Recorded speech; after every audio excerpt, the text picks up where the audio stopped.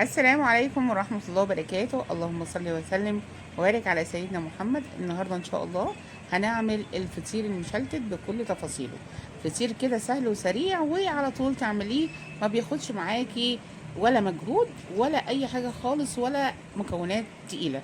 هنشوف بقى الفطير من جوه عامل ازاي قبل ما نبدأ الوصفة. حاجة كده اللهم بارك، حاجة مورقة وجميلة، لسه طالع دلوقتي من الفرن، كان سخن وقطعته على طول. بص المرق ازاي، بص التوريقه لسه طالع من الفرن، توريقه تحفه تحفه، حاجه كده بسم الله ما شاء الله. بص الورقه صوابعي باينه من ورا. يلا بينا على طول نبدا الوصفه ونسمي بسم الله، بس خليكي معايا لحظه بلحظه وخطوه بخطوه عشان تعرفي اتعمل ازاي بكل تفاصيله. يلا بينا نبدا ونسمي بسم الله.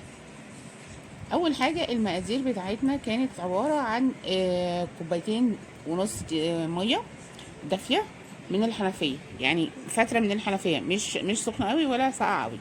وعندنا معلقتين سكر ونص معلقه من الملح.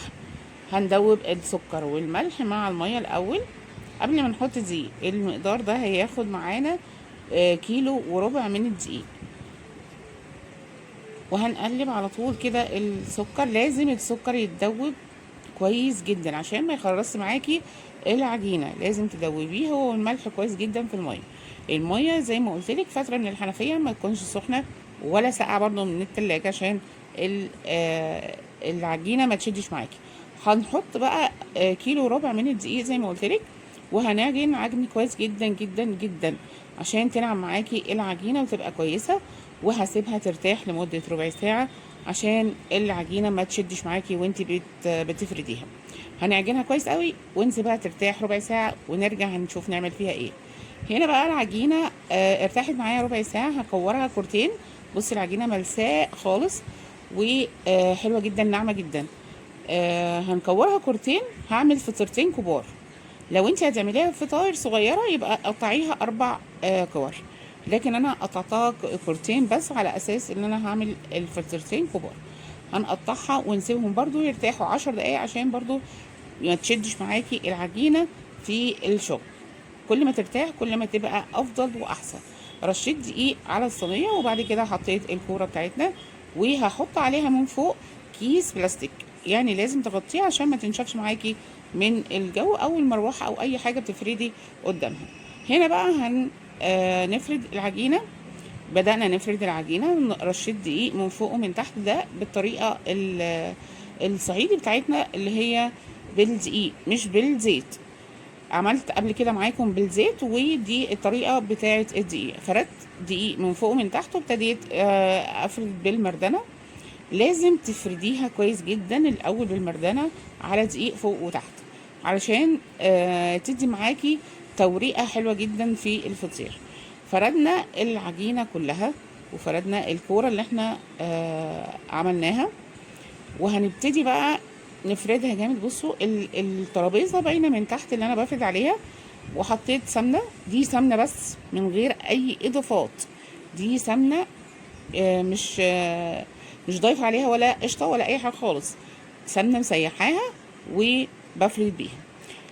هبتدي افرد كل الفطيره بالسمنه وبعد كده هطبقها زي الظرف، يعني هجيب الاطراف وهدخلها لجوه. كل ما ادخل طرف او اطبق طرف لازم تدهنيه بالسمنه من فوق، لازم تحط عليه سمنه من فوق عشان الفطيره تطلع معاكي مورقه. وبعد ما هنفردها هنسيبها بقى تريح لمده ربع ساعه تاني. لازم تريحيها ربع ساعه علشان الفطيره لما تيجي تفرديها في الصينيه لازم تبقى مريحه عشان ما تكشش معاكي، يعني تديكي توريقه حلوه وتديكي المقاس الكويس. هنا طبقنا، بصي طبقنا الفطيره لنصين، لربع كده وربع كده. وهبتدي ادي السمنه من فوق زي ما اديت الفطيره من جوه، هدي سمنه من فوق. لازم ما تقوليش سمنه كتيره علشان الفطير بتاعك يطلع مورق ويبقى كل ورقه لوحدها ويبقى زي العسل. فلازم تدي لها سمنه كويس، والسمنه اللي هتفضل منك لازم تصفيها بعد ما يطلع الفطير. صفي السمنه منها لو زياده.